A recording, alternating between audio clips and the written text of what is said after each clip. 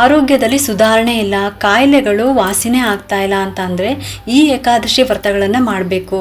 ಏನೇ ಕಾಯಿಲೆಗಳು ಇದ್ರೂ ಕೂಡ ಈ ಒಂದು ಏಕಾದಶಿ ವ್ರತವನ್ನ ಮಾಡಿ ನೋಡಿ, ನಿಮ್ಗೆ ನಿಮ್ಮ ಜೀವನದಲ್ಲಿ ಬದಲಾವಣೆಗಳು ಕಾಣ್ತಾ ಹೋಗುತ್ತೆ. ಕಾಲಕ್ರಮೇಣ ಎಲ್ಲಾ ಕೂಡ ಕಾಯಿಲೆಗಳು ವಾಸಿ ಆಗ್ತಾ ಹೋಗುತ್ತೆ. ಈ ರೀತಿ ಏಕಾದಶಿ ವ್ರತವನ್ನ ಮಾಡೋದ್ರಿಂದ ಹೆಚ್ಚು ಫಲವನ್ನ ನೀವು ಪಡ್ಕೋಬಹುದು.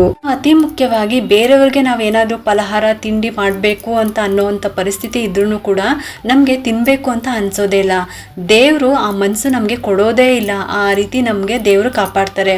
ಅದು ನಮಗೆ ಸ್ಥಿರವಾದಂತಹ ಭಕ್ತಿ, ದೃಢವಾದಂತಹ ಭಕ್ತಿ ಮನಸ್ಸಿನಲ್ಲೇ ಇರಬೇಕು, ನಾನು ಮಾಡ್ತಾ ಇದ್ದೀನಿ ಅಂತ. ಆ ಭಗವಂತ ನಮ್ಮಲ್ಲಿದ್ದು ಮಾಡಿಸ್ತಾರೆ. ಶಕ್ತಿ ಇದೆ, ನೀನು ಮಾಡು ಅಂತ ಪೂರ್ಣ ವಿಶ್ವಾಸವನ್ನು ಇಟ್ಬಿಟ್ಟು ಏಕಾದಶಿಯನ್ನು ಮಾಡಿ ನೋಡಿ. ಕಾಲಕ್ರಮೇಣ ನಿಮಗೆ ಯಾವ ರೀತಿ ಬದಲಾವಣೆ ಆಗ್ತಾ ಹೋಗುತ್ತೆ.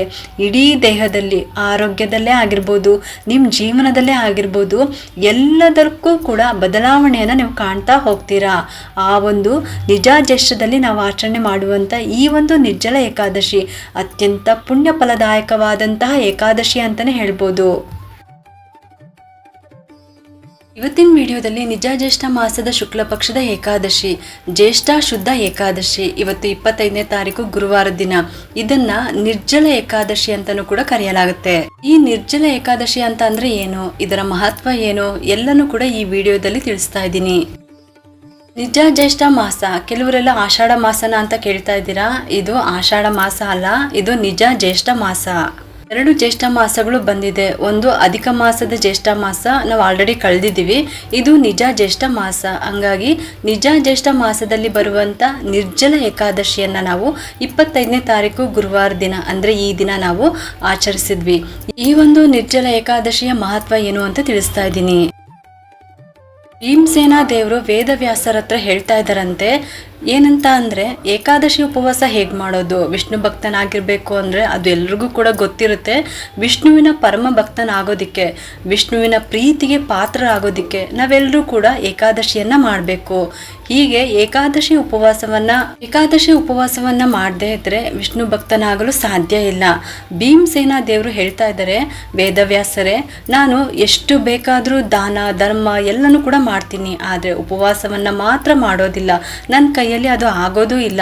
ನಾನು ಉಪವಾಸವನ್ನ ಮಾಡೋದಿಲ್ಲ ಅಂತ ಹೇಳ್ತಾ ಇದ್ದಾರೆ. ಈ ರೀತಿ ಭೀಮಸೇನ ದೇವರು ಹೇಳ್ತಾ ಇದ್ದಾರೆ. ಏಕಾದಶಿ ಮಾಡೋದಿಲ್ಲ ಅಂತ ನೀವು ತಪ್ಪು ತಿಳ್ಕೊಳಕ್ ಹೋಗ್ಬೇಡಿ ಭೀಮಸೇನ ದೇವ್ರನ್ನ. ಆದ್ರೆ ಕೆಲವು ಜನರ ಸಮಸ್ಯೆಗಳು ಇಲ್ಲಿ ಭೀಮಸೇನ ದೇವರು ಹೇಳ್ತಾ ಇದ್ದಾರೆ.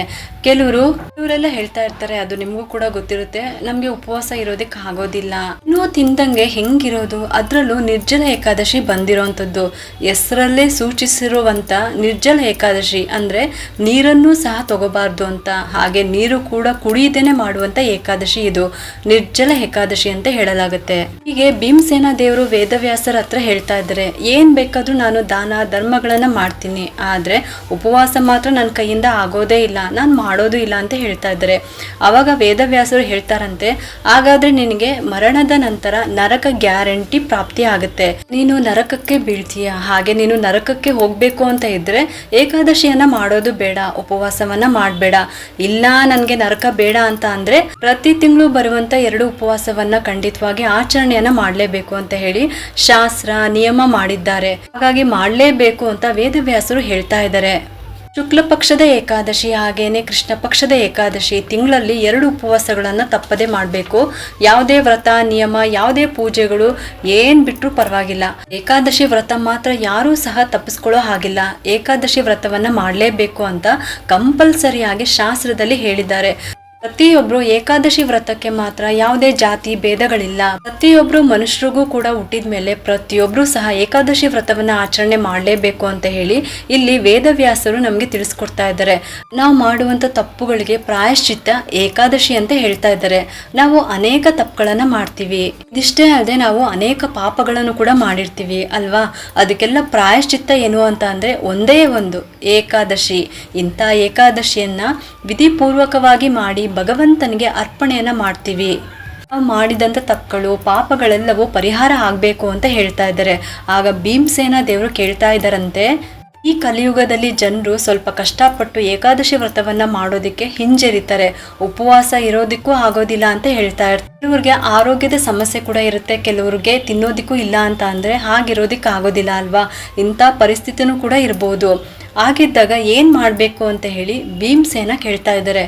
ಆಗ ವೇದವ್ಯಾಸರು ಹೇಳ್ತಾ ಇದ್ದಾರೆ, ಈ ಕಲಿಯುಗದಲ್ಲಿ ಯಾವುದೇ ಕರ್ಮಾಚರಣೆಯನ್ನು ಮಾಡೋದಕ್ಕೆ ಅಂದರೆ ಶಾಸ್ತ್ರ ಹೇಳಿದ ರೀತಿಲಿ ಶಾಸ್ತ್ರ ನೀಡಿದ ಕರ್ಮಾಚರಣೆಗಳಲ್ಲ, ಶಾಸ್ತ್ರ ಹೆಂಗೆ ಹೇಳಿದ್ಯೋ ಆ ರೀತಿಯಲ್ಲಿ ಕರ್ಮಾಚರಣೆಗಳನ್ನು ಮಾಡಬೇಕು ಅಂತ. ಅಂದರೆ ಅದು ಕಷ್ಟ ಆಗುತ್ತೆ. ಏನು ಕಷ್ಟ ಆಗುತ್ತೆ ಅಂತ ಅಂದರೆ ಒಂದು ಮನಸ್ಸು ಸ್ಥಿರವಾಗಿ ಸೀಮಿತದಲ್ಲಿ ಇರೋದಿಲ್ಲ. ಮನಸ್ಸಿಲ್ಲ ಅಂದರೆ ಯಾವುದೇ ಧರ್ಮ ಕಾರ್ಯಗಳನ್ನು ಸರಿಯಾಗಿ ಮಾಡೋದಿಲ್ಲ. ಇದು ಮುಖ್ಯವಾಗಿ. ಎರಡನೇದಾಗಿ ಪದಾರ್ಥಗಳು ಶುದ್ಧವಾಗಿರೋದಿಲ್ಲ. ಈಗ ನಾವು ಯಾವುದೇ ತಗೊಂಡ್ರೂ ಸಹ ಕಲುಷಿತವಾಗಿರುತ್ತೆ. ಪದಾರ್ಥಗಳೆಲ್ಲ ಶುದ್ಧತೆ ಇರೋದಿಲ್ಲ, ಮತ್ತು ಕೆಮಿಕಲ್ ಮಿಕ್ಸ್ ಆಗಿರುತ್ತೆ, ಈಗೆಲ್ಲ ಆಗಿರುತ್ತೆ. ಮತ್ತು ವಾತಾವರಣನೂ ಸಹ ಶುದ್ಧವಾಗಿಲ್ಲ, ವಾತಾವರಣನೂ ಕಲುಷಿತವಾಗಿಬಿಡುತ್ತೆ. ಅದಕ್ಕಾಗಿ ಕಲಿಯುಗದಲ್ಲಿ ಪಾಪಗಳನ್ನು ಕಳೆದುಕೊಳ್ಳೋದಕ್ಕೆ ಸ್ವಲ್ಪ ಕಷ್ಟಪಡಬೇಕಾಗುತ್ತೆ ಅಂತ ವೇದವ್ಯಾಸರು ಹೇಳ್ತಾ ಇದ್ದಾರೆ. ಹಾಗೆ ಕಷ್ಟಪಟ್ಟು ಈ ರೀತಿ ಏಕಾದಶಿಗಳನ್ನು ಆಚರಣೆ ಮಾಡಿದ್ರೆ ಅದರಿಂದ ತುಂಬ ಫಲ ಸಿಗುತ್ತೆ ಅಂತ ವೇದವ್ಯಾಸರು ಇಲ್ಲಿ ತಿಳಿಸ್ತಾ ಇದ್ದಾರೆ. ಇಷ್ಟು ಮಾಡಿದ್ರೆ ಸಾಕು, ತುಂಬ ಸಿಂಪಲ್ಲು. ಏನೂ ಶ್ರಮ ಕೂಡ ಇಲ್ಲ, ಏನೂ ಖರ್ಚು ಕೂಡ ಇಲ್ಲ, ಮತ್ತು ಏನೂ ಕೂಡ ತೊಂದರೆನೂ ಆಗೋದಿಲ್ಲ. ದೇಹಕ್ಕೂ ಅಷ್ಟೇ, ಆರೋಗ್ಯಕ್ಕೂ ಅಷ್ಟೇ. ಉಪವಾಸ ಮಾಡಿದಷ್ಟು ನಾವು ಆರೋಗ್ಯ ಕೂಡ ಸುಧಾರಿಸುತ್ತೆ. ಮತ್ತು ಏನಾದರೂ ಕಾಯಿಲೆಗಳು ಆ ಥರ ಏನಾದರೂ ಇದ್ದರೂ ಕೂಡ ಒಂದೇ ಒಂದು ಏಕಾದಶಿಯನ್ನು ಕೂಡ ನೀವು ಮಾಡಿ ನೋಡಿ. ಸಾಧ್ಯವಾದರೆ ನಿರ್ಜಲವಾಗಿರಬೇಕು. ಆಗದೇ ಇದ್ದರೆ ನೀರನ್ನು ಕೂಡ ಕುಡಿಬೋದು, ಹಾಲು ಕುಡಿಬೋದು, ಹಣ್ಣನ್ನು ಕೂಡ ತಿನ್ಬೋದು. ಮತ್ತು ಈ ರೀತಿಯಾಗಿ ಏಕಾದಶಿಯನ್ನು ಮಾಡಿ ನೋಡಿ. ಒಂದೇ ಒಂದ್ಸಲಿ ಮಾಡಿ ನೋಡಿ. ಆರೋಗ್ಯದಲ್ಲಿ ಎಷ್ಟೋ ಸುಧಾರಣೆ ಬರುತ್ತೆ. ಕಾಯಿಲೆಗಳು ಎಲ್ಲನೂ ಕೂಡ ಕಾಲಕ್ರಮೇಣ ಕಡಿಮೆ ಆಗುತ್ತೆ. ಹಾಗೆ ಇಂಥ ಏಕಾದಶಿಗಳನ್ನು ಮಾಡೋದ್ರಿಂದ ಎಷ್ಟು ಫಲವನ್ನು ನಾವು ಪಡ್ಕೋಬೋದು ಅಂತ ತಿಳಿಸ್ತಾ ಇದ್ದಾರೆ. ಇಷ್ಟು ಮಾಡಿದ್ರೆ ಸಾಕು, ತುಂಬ ಸಿಂಪಲ್ ಅಲ್ವಾ? ಈ ರೀತಿ ಹೇಳ್ತಾ ಇದ್ದಾರೆ. ಭಗವಂತನಲ್ಲಿ ನಾವು ಭಕ್ತಿಯಿಂದ ಪ್ರಾರ್ಥನೆಯನ್ನು ಮಾಡ್ಕೋಬೇಕು. ಭಗವಂತ, ನಾವು ಈ ರೀತಿಯಾಗಿ ಏಕಾದಶಿ ವ್ರತವನ್ನು ಆಚರಣೆಯನ್ನು ಮಾಡ್ತಾ ಇದ್ದೀವಿ. ನಮ್ಮಲ್ಲಿ ನಿಂತು ನೀನು ಈ ಒಂದು ಧರ್ಮ ಕಾರ್ಯಗಳನ್ನು ಮಾಡಿಸ್ಬೇಕು. ಈ ರೀತಿ ವಿಘ್ನಗಳು ಬರದೇ ಇರೋ ಥರ ನೀನೇ ನೋಡ್ಕೋಬೇಕು ತಂದೆ. ನಮಗೆ ಆ ಶಕ್ತಿ ಮತ್ತು ಭಕ್ತಿ ಎರಡನ್ನೂ ಕೂಡ ಕೊಡು ತಂದೆ ಅಂತ ಕೇಳ್ಕೊಳ್ಳಿ. ಭಗವಂತನ ಹತ್ರ ಬೇಡ್ಕೊಂಡು ಪ್ರಾರ್ಥನೆ ಮಾಡಿಕೊಂಡು ಸಂಕಲ್ಪಪೂರ್ವಕವಾಗಿ ಏಕಾದಶಿಯನ್ನು ಮಾಡೋದಕ್ಕೆ ಪ್ರಾರಂಭ ಮಾಡೋದಕ್ಕೆ ಯಾವುದೇ ರೀತಿಯ ವಿಘ್ನಗಳು ಬರೋದಿಲ್ಲ. ಬೇರೆಯವ್ರಿಗೆ ನಾವು ಫಲಹಾರ ತಿಂಡಿಗಳನ್ನು ಮಾಡಿಕೊಡುವಂಥ ಪರಿಸ್ಥಿತಿ ಇದ್ರೂ ಸಹ ನಮಗೆ ತಿನ್ನಬೇಕು ಅಂತ ದೇವರು ಮನ್ಸು ಕೊಡೋದಿಲ್ಲ. ಹಾಗೆ ಮಾಡ್ತಾನೆ ಆ ದೇವರು. ಅದು ನಮಗೆ ಸ್ಥಿರವಾದಂತಹ ಭಕ್ತಿ, ದೃಢವಾದಂತಹ ಭಕ್ತಿ ಮನಸ್ಸಿನಲ್ಲಿ ಇರಬೇಕು. ನಾನು ಮಾಡಿದ್ದೀನಿ ಅಂತ ಆ ಭಗವಂತ ನಮ್ಮಲ್ಲಿದ್ದು ಮಾಡಿಸ್ತಾನೆ. ಆ ಶಕ್ತಿ ಇದೆ ನಮ್ಮಲ್ಲಿ ಅಂತ ಪೂರ್ಣ ವಿಶ್ವಾಸವನ್ನು ಇಟ್ಕೊಂಡು ಏಕಾದಶಿಯನ್ನು ಮಾಡಿ ನೋಡಿ. ಕಾಲಕ್ರಮೇಣ ನಿಮಗೆ ಯಾವ ರೀತಿ ಬದಲಾವಣೆ ಆಗ್ತಾ ಹೋಗುತ್ತೆ, ನಿಮ್ಮ ದೇಹದಲ್ಲಿ, ಆರೋಗ್ಯದಲ್ಲೇ ಆಗಿರ್ಬೋದು, ನಿಮ್ಮ ಜೀವನದಲ್ಲೇ ಆಗಿರ್ಬೋದು, ಎಲ್ಲನೂ ಕೂಡ ಬದಲಾವಣೆಯನ್ನು ನೀವು ಕಾಣ್ತೀರಾ. ಹಾಗೆ ಈ ಒಂದು ನಿಜ ಜ್ಯೇಷ್ಠದಲ್ಲಿ ನಾವು ಆಚರಣೆ ಮಾಡುವಂಥ ಈ ಒಂದು ನಿರ್ಜಲ ಏಕಾದಶಿ ಅತ್ಯಂತ ಪುಣ್ಯ ಫಲದಾಯಕವಾದದ್ದು ಅಂತ ಹೇಳಿ ವೇದವ್ಯಾಸರು ತಿಳಿಸ್ತಾ ಇದ್ದಾರೆ. ಈ ಏಕಾದಶಿ ಆಚರಣೆಯಿಂದ 1 ವರ್ಷ ಏಕಾದಶಿ ಮಾಡಿದಂಥ ಪುಣ್ಯ ನಮ್ಗೆ ಸಿಗುತ್ತೆ ಅಂತ ವೇದವ್ಯಾಸರು ಹೇಳ್ತಾ ಇದ್ದಾರೆ. ಇನ್ನು ಏಕಾದಶಿ ವ್ರತವನ್ನ ಯಾರು ಮಾಡ್ತಾರೋ ಅವ್ರಿಗೆ ಯಮಭಟರ ದರ್ಶನ ಆಗೋದಿಲ್ಲ ಅಂತ ಹೇಳ್ತಾರೆ. ಯಮಲೋಕಕ್ಕೆ, ನರಕಕ್ಕೆ ಹೋಗೋದೇ ಇಲ್ಲ ಈ ಏಕಾದಶಿ ಮಾಡೋದ್ರಿಂದ ಅಂತ. ಅಷ್ಟು ಒಂದು ಪುಣ್ಯಕರವಾದಂತಹ ಏಕಾದಶಿ ವ್ರತಗಳು. ಇಂತಹ ಏಕಾದಶಿ, ನಿರ್ಜಲ ಏಕಾದಶಿ, ಇದನ್ನ 25ನೇ ತಾರೀಕು ಗುರುವಾರ ಇವತ್ತು ಎಲ್ಲರೂ ಕೂಡ ಆಚರಣೆ ಮಾಡಿರ್ತೀರಾ. ಹಿಂದಿನ ದಿನ ದಶಮಿಯ ಆಚರಣೆ, 1 ಹೊತ್ತು ಊಟ, 1 ಹೊತ್ತು ಫಲಹಾರ ತಿಂಡಿಗಳನ್ನು ಮಾಡಿಕೊಂಡು ತಿನ್ಬೋದು. ಮಾರನೇ ದಿವಸ ಏಕಾದಶಿ, 3ನೇ ದಿನದ ವ್ರತ ಅಂತ ಹೇಳಲಾಗುತ್ತೆ. ಹಂಗಾಗಿ ದಶಮಿ, ಏಕಾದಶಿ, ದ್ವಾದಶಿ ವ್ರತ ಮಾಡಿದ್ರೆ ಈ ರೀತಿ ಮುಖ್ಯವಾಗಿ ಏಕಾದಶಿಯನ್ನು ಮಾಡಬೇಕು. ಹಾಗೆ ಏನೂ ಸೇವಿಸ್ದಂಗೆ ಏಕಾದಶಿ ಆಚರಣೆಯನ್ನು ಮಾಡಬೇಕಾಗುತ್ತೆ. ಹಾಗೆ ದ್ವಾದಶಿ ಪಾರಣೆ ಅಷ್ಟೇ ಮುಖ್ಯ. ಏಕಾದಶಿಯನ್ನು ಎಷ್ಟು ಭಕ್ತಿಯಿಂದ ಮಾಡ್ತೀವೋ ದ್ವಾದಶಿಯ ಪಾರಣೆಗೆ ಅಷ್ಟೇ ಮಹತ್ವ ಇರುತ್ತೆ. ಹಂಗಾಗಿ ಪಾರಣೆ ಸಮಯ ಅಂತ ಹೇಳ್ತಾ ಇರ್ತೀನಲ್ವಾ, ಆ ಒಂದು ಸಮಯಕ್ಕೆ ನೋಡಿಕೊಂಡು ಅಷ್ಟು ಹೊತ್ತಿಗೆ ನೀವು ಊಟ ಮಾಡಬೇಕಾಗುತ್ತೆ. ಅನ್ನ ಮಾಡಿಕೊಂಡು ದೇವರಿಗೆ ನೈವೇದ್ಯ ಮಾಡಿಬಿಟ್ಟು ಊಟವನ್ನು ಮಾಡಬೇಕಾಗುತ್ತೆ. ಮತ್ತು ಇದು ಅತ್ಯಂತ ಪವಿತ್ರವಾದಂತಹ ಏಕಾದಶಿ, ನಿರ್ಜಲ ಏಕಾದಶಿ. ಎಲ್ಲರೂ ತಪ್ಪದೆ ಆಚರಣೆ ಮಾಡಿರ್ತೀರಾ, ಸಾಧ್ಯವಾದಷ್ಟು ಪ್ರಯತ್ನ ಮಾಡಿರ್ತೀರಾ, ಅಷ್ಟೇ ಪುಣ್ಯವನ್ನು ಪಡ್ಕೊಂಡಿರ್ತೀರಾ ಅಂತ ನಾನು ಅಂದ್ಕೊಂಡಿದ್ದೀನಿ. ಈ ರೀತಿಯಾದಂತಹ ದಶಮಿ, ಏಕಾದಶಿ ಮತ್ತು ದ್ವಾದಶಿ 1 ಹೊತ್ತು ಬೆಳಗ್ಗೆ ಊಟ, ಸಾಯಂಕಾಲ ಏನಾದರೂ ತಿಂಡಿ ತೀರ್ಥಗಳನ್ನು ಮಾಡ್ಕೋಬೋದು. ಈ ರೀತಿಯಾಗಿ 3 ದಿನಗಳ ವ್ರತಾಚರಣೆ ಎಲ್ಲರೂ ತಪ್ಪದೆ ಮಾಡಿ.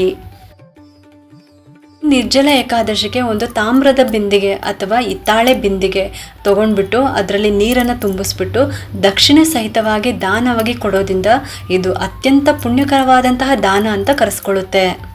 ಜನ್ಮಾಂತರಕ್ಕೂ ನಮಗೆ ಇದು ಪುಣ್ಯವನ್ನು ತಂದುಕೊಡುತ್ತೆ. ಹಾಗೆ ಗೋದಾನವನ್ನು ಮಾಡ್ಬೋದು, ತುಂಬಾ ಒಳ್ಳೆಯದು, ತುಂಬಾ ಶ್ರೇಷ್ಠವಾದದ್ದು. ವಸ್ತ್ರದಾನವನ್ನು ಮಾಡ್ಕೋಬೋದು, ಛತ್ರಿ ದಾನ, ಪಾದರಕ್ಷೆ ದಾನ, ಅನ್ನದಾನ ಮಾಡ್ಬೋದು.